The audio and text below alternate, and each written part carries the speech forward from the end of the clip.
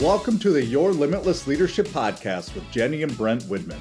Here, we believe leadership isn't just about titles. It's about how you show up in every aspect of life. Whether you're leading a business, building a legacy as an entrepreneur, guiding your family, or striving to lead yourself first, this podcast is for you. Join us as we dive into real conversations about growth, decision-making, and the courage it takes to lead with purpose. Get ready to be inspired, challenged, and equipped to become the limitless leader you are meant to be. This is your Limitless Leadership Podcast. Let's lead without limits. And here we are again, Mrs. Jenny Widman and Mr. Brent Widman. Today we have a fun one for you. We are going to go back and forth a little bit and ask each other questions. And I'll tell you where this idea came from. I'm doing a TED Talk. Well, I haven't done it yet, I guess, put it that way. We're looking at doing a TED Talk. And I talked to an author who is out in Ohio. Her name slips me right now. I'll get it for you. But she sent me a list of questions to ask yourself, a list of things to go through.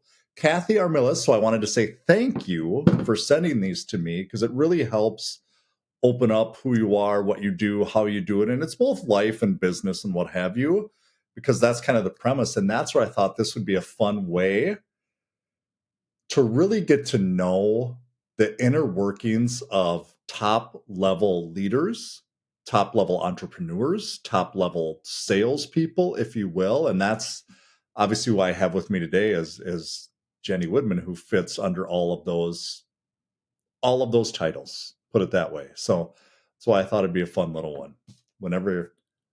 If you're ready to get started, I am ready to get started, ma'am. Well, I just want to acknowledge my lovely shirt here for a second because, this past Sunday was a huge day in my world where the Eagles won the Super Bowl. And one of the quotes that Nick Sirianni said was, "Greatness does not happen without the greatness of others around you."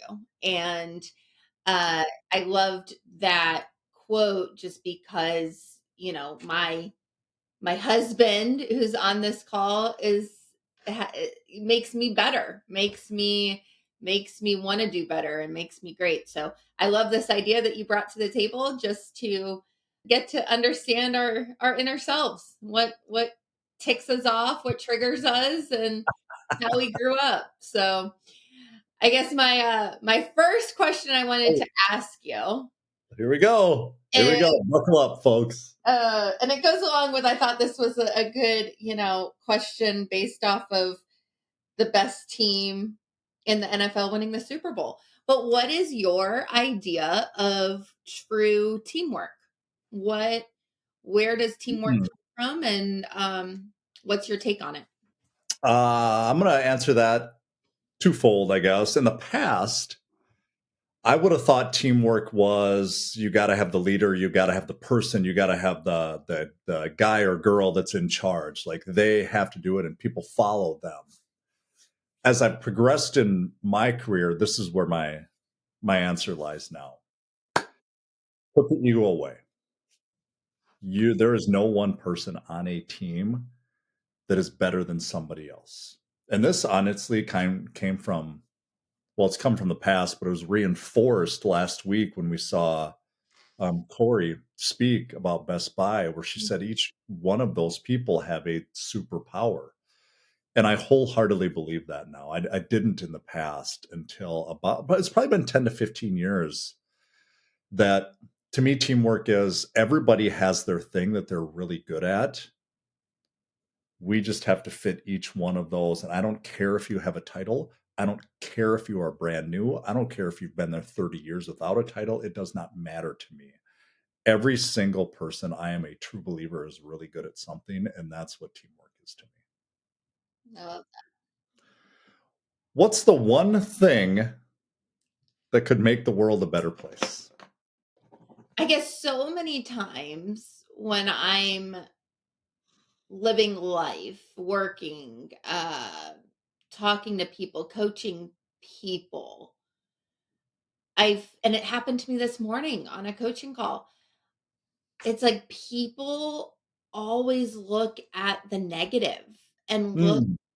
at the wrong and what's not working and what are the problems, and my wife is frustrating me, my husband's frustrating me, the kids are so annoying. Like, I feel as if so many times people try to see that more than they focus on the positive or focus on what's going well or the good. And I it's like one of my pet peeves too. It's like if people would just be more in tune with what's going right in the world and what's going well for them and their family and their health and their ability to wake up in the morning and the ability to go for a run or work out or be with your kids or have enough money to have a jacket because it's -9 degrees outside, or have a fresh slate and a fresh year, and not look at the past and compare to your past numbers or what you've done, and just truly go out there and give your best today. I really truly feel like more people would live in joy and happiness, and more people could think like that. And it's frustrating to hear and to listen to, because I just want to help them see that is, your attitude is contagious, and whether that's you being negative or positive or bringing energy up in the room or bringing energy down in the room, like it shows for other people. And so if there's one thing, I think it's like focusing on what's going right instead of what's going wrong. And let's break a couple barriers here for a second, because I know my answer on this question. Mhm. Just to follow up to what you just said. Are you born with that, or are you learned? Is it learned? You're not born with that, but your childhood and your experiences and your parents influence it for sure. And it's a working, you have to work for it. Our mind wants us to keep us in that comfort zone and wants to keep us safe and complain and talk bad about others to make you feel better about yourself. I mean, it's what's out there. So it is definitely, you got to work for it, but at the end of the day, like, I challenge people to do it more so, and why are we not? I'm 100% with you. I believe it is a learned thing that you can change your mentality when you so choose. Mhm, Now, it's hard sometimes. I get it. But if you look for the good, you're going to find it. You look for the bad, you're going to find it. Whatever you want to find, you're going to find it. mhm, Challenge me on that. Anybody listening to me to this right now, you can challenge us on that if you want to, because I feel like we've both lived in that other way in the past, and mhm. I've seen us both grow over time. So love that. Were you going to say what yours was? No, it's your turn to ask a question, man. Okay. I thought you said that you had your own take on it or whatever. Oh, you answered it. You absolutely answered it the same way. That's I love exactly my take on it. Because I think a lot of the population says it's just who I am, or that's just the way it is. And that's a false narrative, is Yeah. what it is. So, yep. Yep. You're so disciplined, Brent. You know, you're the most disciplined person I know. And so the the question I'd love to know from you is, what is your biggest pet peeve being so disciplined? Why? Oh, of being disciplined, or just pet peeve? I mean, your pet peeve, but knowing you and how you operate, I mean, I think it's If I could eradicate the words "I can't" or "that doesn't work for me," I would take that out of the equation. That is something that drives me batty.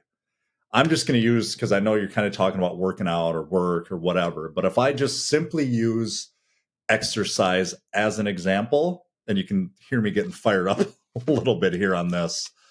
When I hear I don't have time, I'm too lazy. I can't make it fit in my schedule. I don't know how, whatever it is. When I hear these things, if that is my pet peeve, I remember when I first really started working out, I simply put a pair of shoes on and went for a 2-mile run. They weren't like fancy shoes. They weren't great. They weren't all they're like cross trainers that were whatever. And I just went out and jogged 2 miles, and it hurt and it was hard. And I was what, maybe 30, 40 pounds overweight at the time in college and blah, blah, blah. And I just did it. And then what I did is I continued to try to do it. And what I mean by that is I didn't do it every day like I do now, but I knew that I had to. Days were hard, days didn't work. Um, that's probably my biggest pet peeve, that you have a life that you can live that is fantastic, and you can be in shape and you can enjoy it, and you can walk up hills and walk up steps and walk in the mall and run with your wife and run with your kids and play on the floor and do all these different things simply because you work out a little bit. That's really it.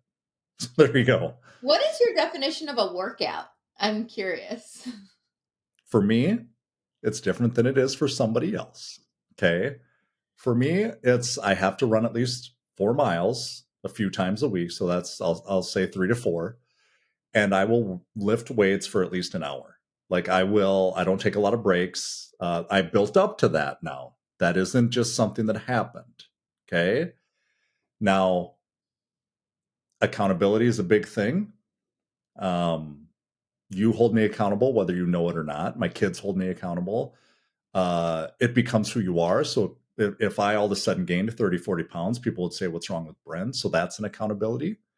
Whether we think so or not, that's in my mind, that if I go to somewhere, if I go to my parents' house, or if I go to a meeting, or if I go somewhere, and if I'm not the person I am today, well, that hurts my business and everything else.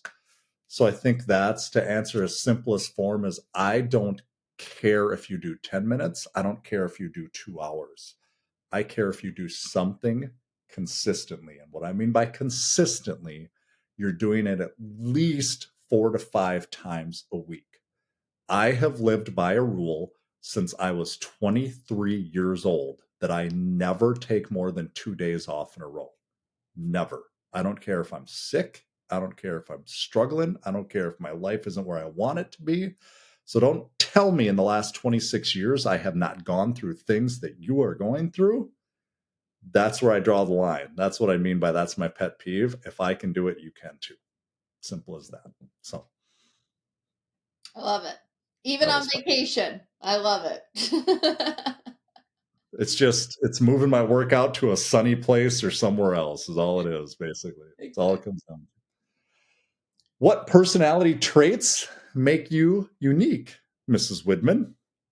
The biggest one that I've been told the most in my life is how I bring the energy in rooms up. The one that I've been told the most is just what a people, you know, how I'm good in a room with people. And I think that comes from one of the things that I emulate, one of the people I emulate in my life is the Energizer Bunny. And I even have one right here looking at me every single day. And the reason why is because what that symbolizes to me is that thing's always going. It's going and going and going, and it's not caring about what's happening around them or what obstacles come in their way. It's always positively charged.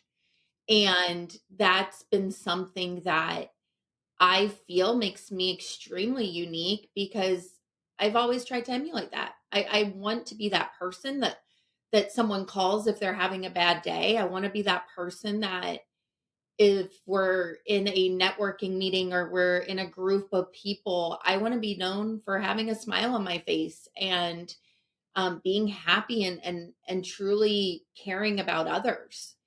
And I can't say when I'm in rooms other people do that or have that in their forefront of their mind. But that joy, that happiness, that energy, whether I'm having a bad day myself or not, and whether I'm feeling sick or I'm not, I just want to help people see that they can keep going.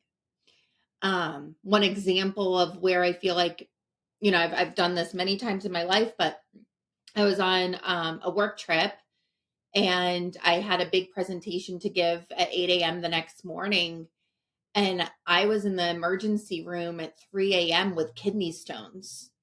And I was physically, emotionally so in so much pain. I mean, I remember screaming in my hospital bed, just in so much pain. And I said to myself, like, oh my gosh, I have 4 hours to get this together. Like, I have 4 hours to go and present in front of 50 people and motivate them and inspire them. And I need to get this together here. And I got home, well, I got to my hotel room at like 4 a.m. and I put my alarm on for 3 hours from then. I got to sleep after some pain meds and stuff got in my system. But I went that next day and I put everything aside. No one knew I was in the hospital at 3 a.m. Um, and I just gave my best effort. I gave everything I could in those 2 hours. And as soon as I finished, I went back to my hotel. I changed my flight for later and I napped. And I needed to rest for me. Uh, but I'd say that is, being that Energizer bunny and being that person that just keeps going no matter what's happening in my own life.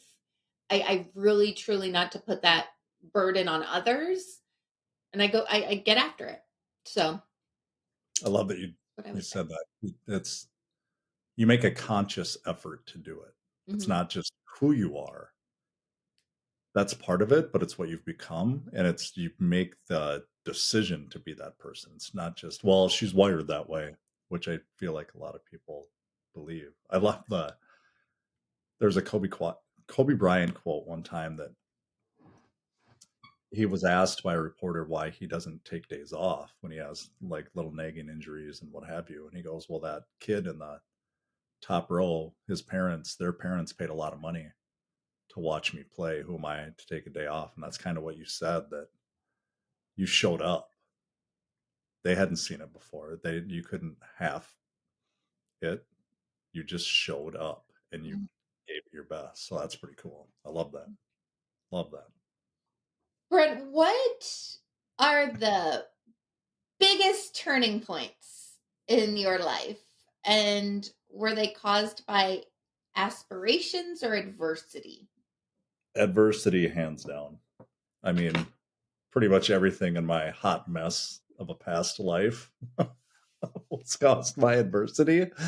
That's If you probably want what to it take was. if you want to pick some of the big, I mean, I have quite a few of them, and I won't be able to hit all of them because I don't remember them all of them. We did not rehearse these questions, by the way, folks. They're just off the cuff. But the reason we're doing it is because we want you to think of these things as well. Um, Adversity. I would say failing out of college right away, which led me to going to another college that in that room, the lady said 20% of you will not graduate. And so it turned from adversity to watch me. Um, Divorce, right? It's you go through the to get to the what you really want in life and to set aside things. And what I mean by really want in life, what you're looking for, not what you hold on to, that if they don't have this, blah, blah, blah, you have to change as well. And I think that was the biggest thing for me, is it showed me that I need to change for somebody that you truly care about. And that was through adversity. Um, man, having Jack when I wasn't married and figuring out what the heck do we do now, and knowing that I had to get it together and get a real job. I was bartending at the time, get a real job and a real life and all those things that you do when you grow up. Taking the leap from having a real job to absolutely zero pay and not having a plan B, just deciding I'm going to do it, being a single dad at the time. Jack was what, 6? So you're seeing a pattern here. There's a lot of things that I've gone through, but it's really adversity. It's adversity that pushes me, hands down. Inspiration, yeah, it's there. Accolades are there. Things that happen are there. People patting you on the back are there at times. But it's really, I never want to go back to the places where I was a hot mess in the past. I want to push through, basically, is what it is. So that Well, answer. it's like all your adversities, or some of them that first started as adversities, you motivated to aspirations. Like when that one girl told you, you won't hit number one in our company, you won't do it. And that's adversity. That's someone doubting you. That's someone believing in someone else more than they believed in you in that moment. And you use that as fuel to your fire to hit number one. So I truly do think that adversity can make a story out of someone. And for you, you've done it tenfold. You've done it time and time and time again. I think I almost used to look for it. Glad I don't do that anymore. But yeah, I feel like I did live in Look that for the world. good, Brent. Yeah, that's what I mean. You can change it. Woe is me. Oh, you don't have to live in that world. You can find things like if somebody tells you you're not going to finish number one, it's like, watch me. What? Right? So it's Mhm. good adversity, I guess, now. This one's kind of funny to me. When was the last time you cried and why? Oh gosh, I cry all the time. I can cry on a Hallmark movie. I can cry in a commercial.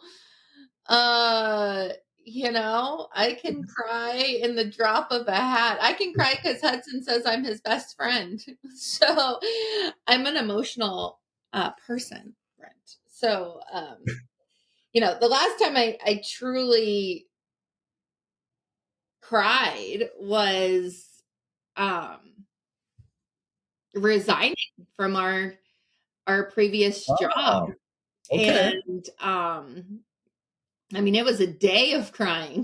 January 15th, 2025. I don't think there was a moment in that day I wasn't shedding a tear. Huh. And I can, I'll start crying even thinking about it. But I just, when you're mourning what you once were, to know that you're capable of so much more, Hmm. um, it's painful. And you go through a lot of emotions inside of what that time of the life gave you and the chapter in your life that gave you. And knowing that the next chapter and having so much faith in it is going to be so much different and better in some sense. And it doesn't mean that it's not painful with the relationships that you develop and the person you became in the process of it, you know. But I still struggle I with love it it. a month later. But um, it gave me so much, and I'm so thankful for it. And in my heart of hearts, I also know that I'm writing my own story and I'm writing my Mhm. own next chapter. And I would bet on myself more than anybody else would. And I know I won't fail. And um I do think I think crying is extremely healthy because it helps release energy inside yourself that it's okay to feel the feelings that you're feeling. Love that. I did not expect that answer, what you just said. I thought it was just going to be the last Hallmark show you watched or the last commercial that came on the TV or she's an emotional being, I folks. But that was a really good, yeah, just bringing the what you built over time and the person you became over time in the past, and then knowing that you're betting on yourself to take a leap. I think that can live in so many people if they just take the chance to get out of the uncomfortable and take the leap and do it. That's pretty cool. That's a great message. yeah. Huh? Love it.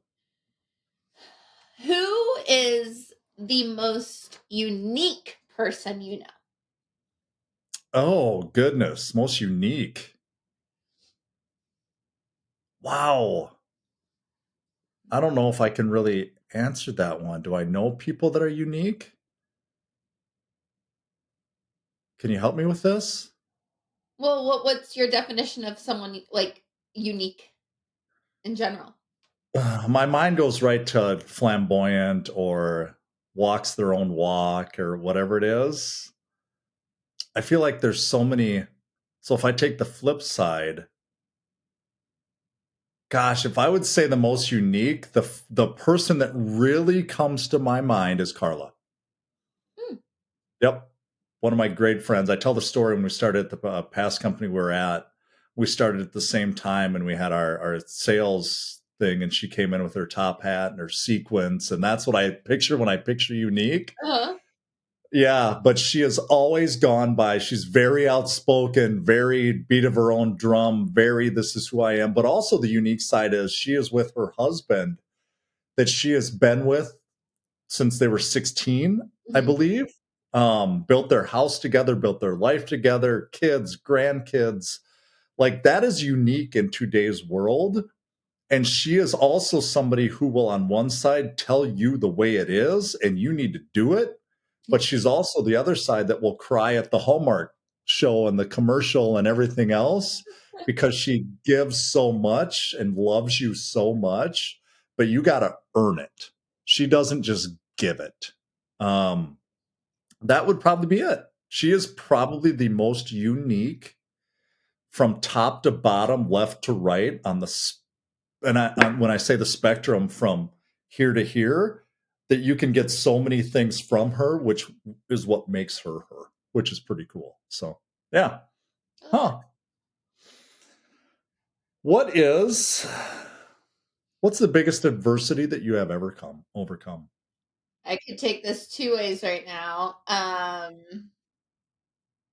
You know, uh, yeah.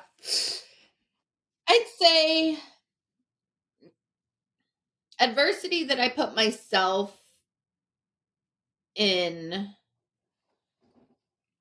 would be door to door. I'll Hmm. door to door. I did door to door sales for 6 years of my life, and uh, you learn a lot about people. You learn a lot about who you want to be and who you don't want to be, and um, you learn how people treat others without even knowing who they are or what they are doing and making preconceived assumptions um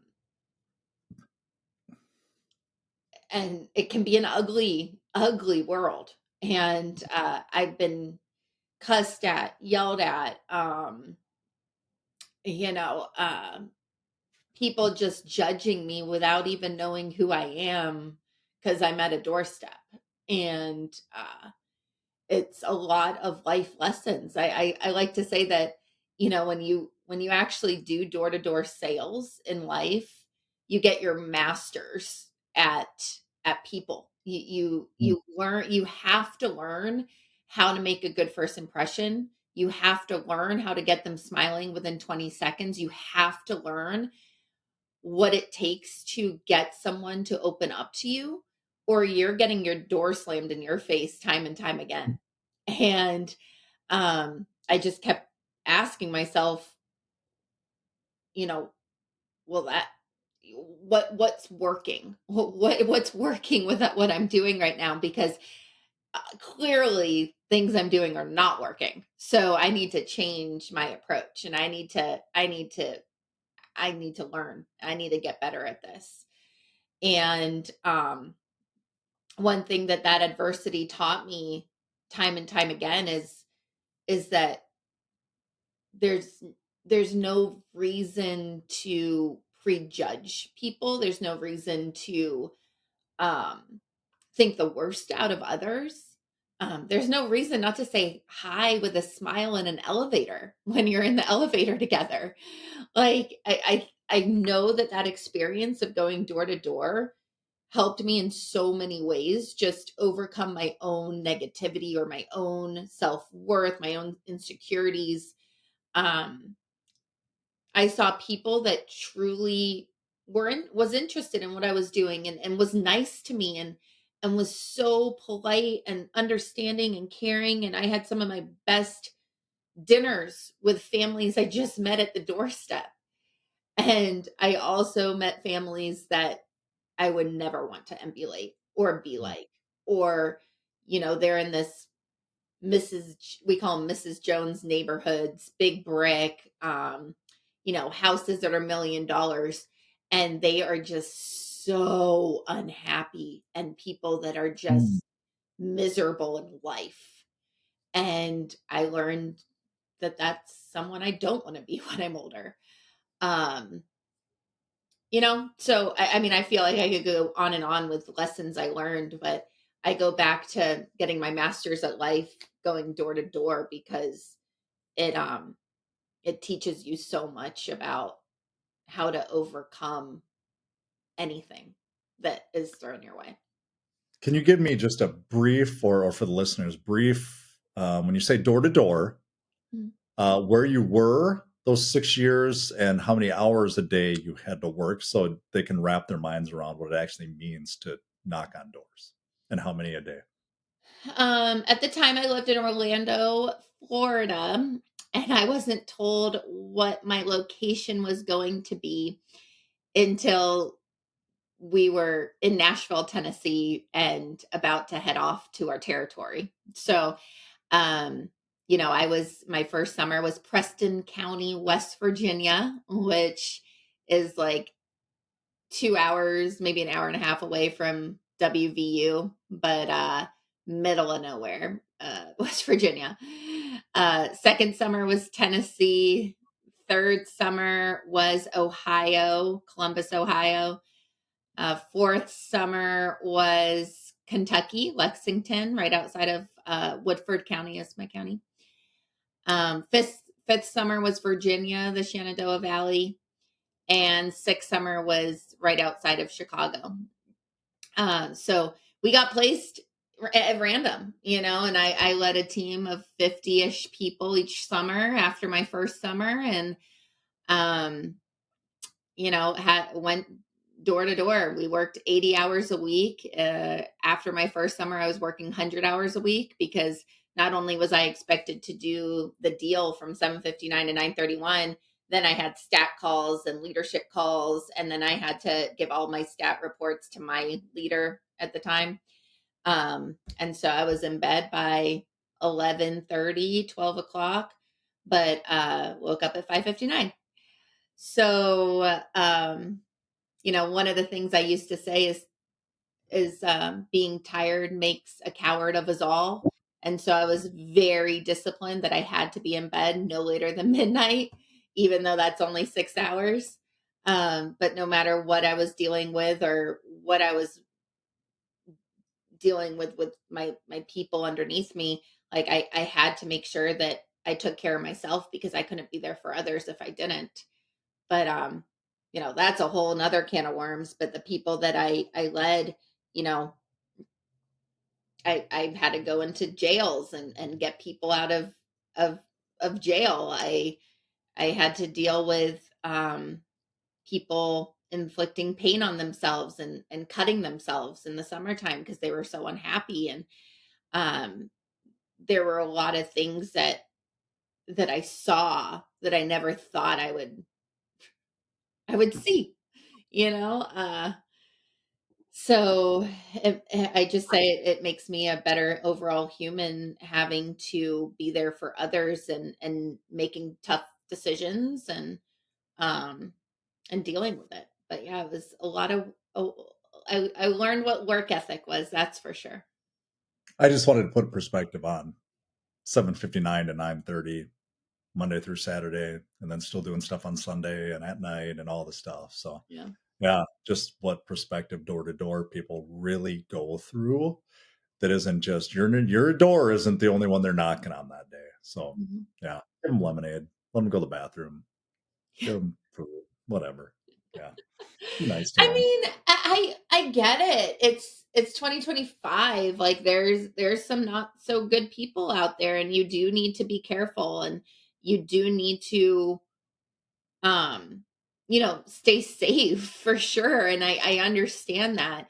However, there are some really good college students out there just trying to make a living for themselves and promoting really great products. And so who am I to judge someone if I feel safe and things are good. I always want to be that helper. Love it. So I'd love to know, Brent, what is your wait, I want this one first. What is your worst memory that you have? And what did you learn from the situation? The worst memory that I have. It's kind of the worst and a good one all at the same time. I'm just going to jump on the first thing that came to my mind. Okay. Okay. So, as you've heard the story on this before, I've been divorced twice. And my first one, Barb said to me that she wanted to get divorced. And the reason that memory is the worst one to me, because we had Jack, who was 3 at the time. And I thought divorced dad was never going to get to see his son. I didn't cry over the divorce. I cried because I thought I wasn't going to get to see Jack. He was my bestie.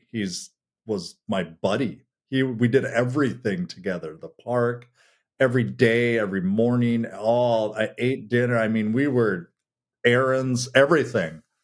And that crushed me to think that I wasn't going to get to spend time with him.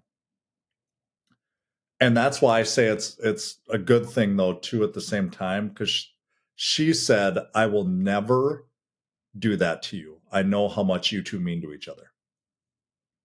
And the words of wisdom that I hang on to today that she also said in that moment was, remember, it's not about us, it's always about Jack. And that has held true for years. When you want to be mad or whatever, it's not ever like there's no reason to be mad. You figure things out, and that held true. It keeps me with every other relationship too. Um, that it's what's best for the people involved, not what's best for you. And yeah, I love that's that. really it. Yeah. Yeah. I didn't think you'd go Um, that way. That's awesome. yeah. That's the first thing that popped into my head. What will you never give up on?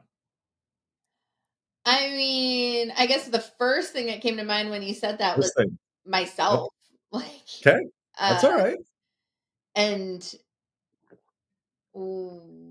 where that led me next as I was processing was my kids and my husband, my family. Um, I guess if anything this past year, what it's taught me is if you don't take care of you, you can't take care of others the way that you've always wanted to. Mm, And uh I'm just never going to give up on myself again. And I felt like I did. I felt like there was a period after I had Hudson where I gave up on who Jenny was and who I am inside. And I was caring for my son and my stepchild. and my husband and my team, and I was letting myself go. And in turn, who I was becoming was someone I didn't even recognize, like someone that I didn't even like and admire and want to be. And after making the decision on me and spending time for myself and getting myself healthy, now I realize I am the person that's never going to give up on my kids and my husband and my family, because like I'm truly happy inside. And it's the woman in me that I am now. Like, my kids, ask how many steps I'm at or what my protein's at, or expect me to play with them in the water for 3 hours or outside at the park and run around. And the old me would have been exhausted and made excuses as to why I'm not. And oh, well, I took my kids to the park. They can go play. That's not for me. And now I can be truly present with them. So, to answer your question, I'm not ever going to give up on myself again. And in turn, that's a ripple effect with everyone else. Sure is. Love it. That's a good answer. I like it. I wanted to ask the military question because I saw it and I know it's definitely made you who you are today. So if you can share with people, like, who in your family, what family members of yours were in the military, what they learned from it, and then what did the experience of them being in it and then you being in it teach you? So I'll give you. I was in the military for 6 years. I was in the Army National Guard. I was artillery, which means we just worked on howitzers, big guns, basically. I don't know how else to describe Why did you it. choose Army than and Air Force, like all the other branches? Was there a reason? Oh. There's no Oh. story behind this. I was out with a couple friends one night when I was 19, and I had just failed out of my first college. And they asked me if they were both in guards, and they said, "Have you ever thought about going in the guards?" And I said, I've thought about it. That was the extent of the conversation. And it was probably 2 days later that I had a recruiter knocking on my door. And that was that. I really, in my mind, it wasn't about joining the guards. I didn't really know what I was getting myself into. I just wanted to get back in shape because at that time, again, I was probably 30 pounds overweight after I graduated high school and wasn't really doing anything. Yeah, that's really all it was. There was no rhyme or reason. So I was in that for 6 years, Army National Guard, 1 week in a month, 2 weeks a year, what have you. I didn't even know this when I joined. My dad was in the military. He was in the Army. You didn't know Yep. that before you joined? No clue. No. No idea. My grandpa was in the military. I believe he was in the Army as well. No idea Oh my that God. he was. Since after my brother graduated college, so he was in college at the time I joined the guards. After he graduated, he actually joined the Army because they paid his student loans back, but he owed them 4 years. So he was stationed in Colorado and then had to go to Bosnia as well for a while. So it just had this, it was kind of cool to find out different things, how it all came about. Yeah. Um, what it taught me, I don't know what it taught my dad and grandpa. I should probably have that conversation with my dad just to see. My brother, he touched on how it taught him, it helped him find his way, is what it did, because he didn't know what to do after college. And the military helped him find his way. For me, this sounds really funny, but the thing it taught me most is that you can do things when you are tired. Mm. There were times that we would be up for about 20 hours to 22 hours, or they would wake us up in the middle of the night, or they would just have us do things that are just random, right? Or we'd go for a 20-mile march or a 6 to 10 mile run and shower and go do the rest of your day, and you would be dog tired. And they would make you do something and you didn't have a choice. And that's what taught me that when I'm tired at times is what it is. I mean, you just get up and do it anyway. And that's this thing. That's what it taught me, which is crazy to think about that. But I remember specific times where I was cleaning a weapon. We can't call them guns in the military, they're weapons. And I was sitting against a wall and I fell asleep as I was sitting there, and the drill sergeant came over and kicked me. Like, not hard, not in the head or anything like that, but kicked me, woke me up, and he told me to start beating my face. And all that meant is start doing push-ups. And he said, start beating your face, not till you're tired, till I'm tired. And I just had to sit there and pump out push-up after push-up. And he just watched me. That's all he did. And I was so tired. And I'll never forget that. So it's things like that. I guess I'm rambling here, but if that helps, put it that way. So yeah, that's what they taught me. Just do. Yep. Who do you think is the greatest leader you know? What makes them a great leader? I think there's a different answer to this, like in different stages of my life. I like currently the greatest leader in my life for us is you. And I would say that because you are a true practitioner. You have every area in your life dialed in. You make priorities, you're caring, you are thoughtful, you're there, you're a great listener. Like, I want Hudson to grow up just like you, and Wow. disciplined, hard at it, hard to impress, like all of it, and I couldn't ask for a better support system for myself. And you truly make me better. And you're a leader of our house. And so I would say you currently for sure. Would not have guessed that by any means. I thought you might go with an AJ or a Rao. That's what I was gonna.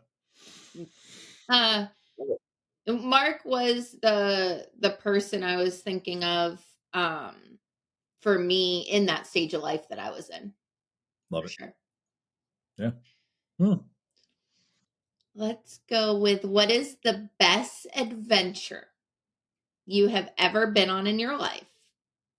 Gosh, best adventure.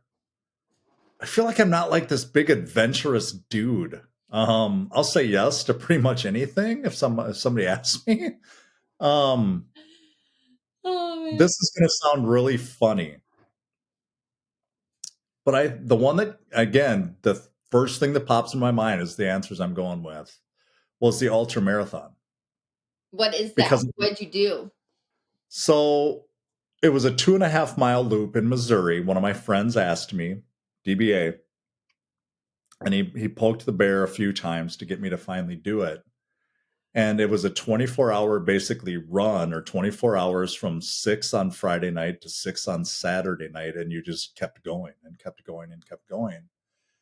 And the adventure for me was, I was scared when I first said yes, because I didn't know. I mean, think about running. I ended up doing 72 miles. And you needed nutrition, you need water, you need food, you need just things. And I think that's the uncertainty. That was the adventure for me. I knew I would push my body to go as far as it would. That is what it is. But it was all the other uncertainties, whether it was shoes and clothes and how cold it's going to be and what do you do? Mm-hmm. Yeah, weather. It's all the stuff that you're not sure that you can control, but you can't because you've never done it. And the reason I say that, I guess I can tie this in with a lesson, that's what holds a lot of people back from doing things. And that's what held me back for quite a while until we went to that wedding.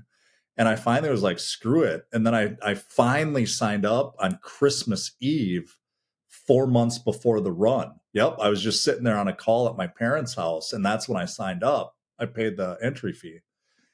And then I had to figure out all the questions and Google all the stuff and eat and run and train. And I would do 2 a days, 10 miles in the morning, 10 miles at night, 20 miles in the morning, 10 at night.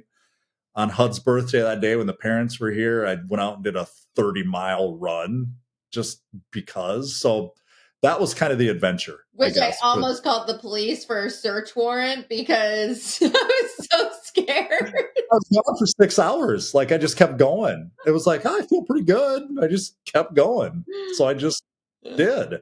And I had a banana and oatmeal. Like that was my 30-mile run nutrition. And I knew that wasn't sustainable if I was going to go further. So that was probably the biggest adventure, which, yeah, I guess. Put it that way. All right. That answer, but I love it because that was crazy. Yeah.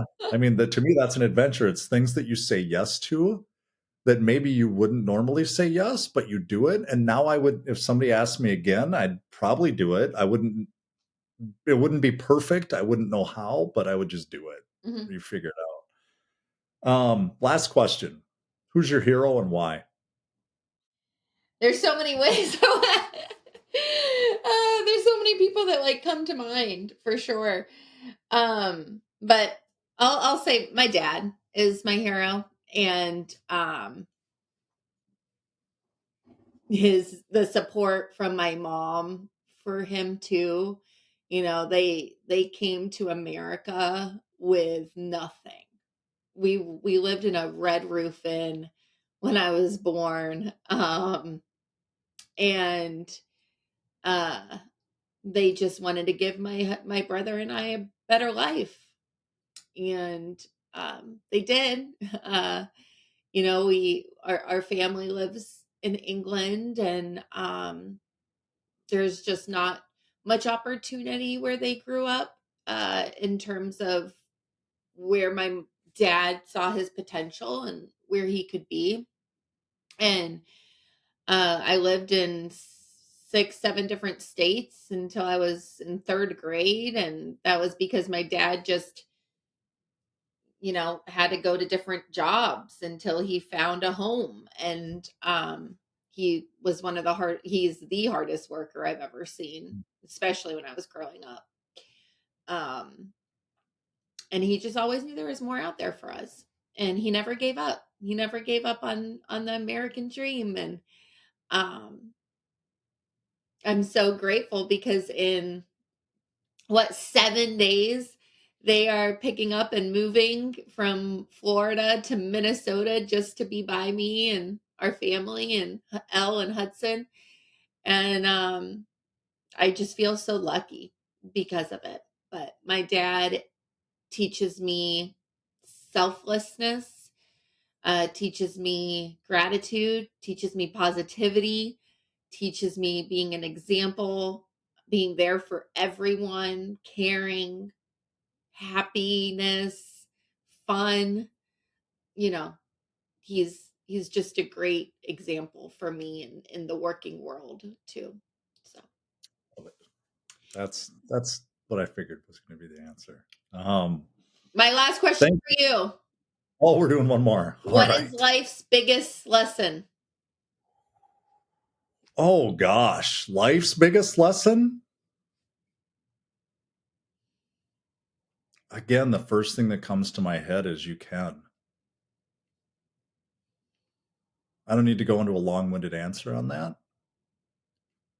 But if you want to start a business, you can. If you want to marry your person, you can. If you want to be a fantastic parent, you can. If you want to live in a world where you put really good things into your mind and you live in that, you can. If you want to have a fantastic work ethic, you can. If you want to get up early and work out, or I don't care if you do it at night, you can. If you want to make money, you can. If you want to love, care, understand, be patient, live in a world that you take things for what they are and don't judge, you can. You can have all of the things. You can. You just have to choose to do that. And I wholeheartedly believe that because I was the guy that couldn't, and now I can. And that's why I believe it. So if that helps. Love it. This Thank was you. fun. Yeah, that's why I wanted to do this, because I wanted to show you, and not you, Jenny, but people listening to this, watching this, that you can be really, really good at what you do. You can be a fantastic leader, but you can also have a heart and care about those people around you. And that's why I thought this would be a fun little exercise to show the insights of what the way top people, and I don't mean that in a bad way, in an egotistical way. I mean that in a you've earned it and you've done it and you've put the work in way, that you can be top of the game, top leader, because I feel like that's where we are. And you can have a really fantastic life on top of it. You don't have to sacrifice those things that you care about most. And I wanted to show insights to that, is why I thought this would be a good idea. So yeah, thank you for doing this. And thank you for everybody listening to it. I appreciate it. Thanks for joining us on the Your Limitless Leadership Podcast with Jenny and Brent Widman. We hope today's conversation inspired you to think differently about leadership, not just in your career, but in every part of your life. Remember, leadership starts with leading yourself first. It's about taking action, making bold decisions, and showing up with purpose. Now, it's time to take what you've heard today and put it into practice. Whether it's in your business, your community, your family, or your own personal growth, start leading without limits. You have the power to become the leader you're meant to be. Until next time, keep pushing your boundaries and leading with purpose.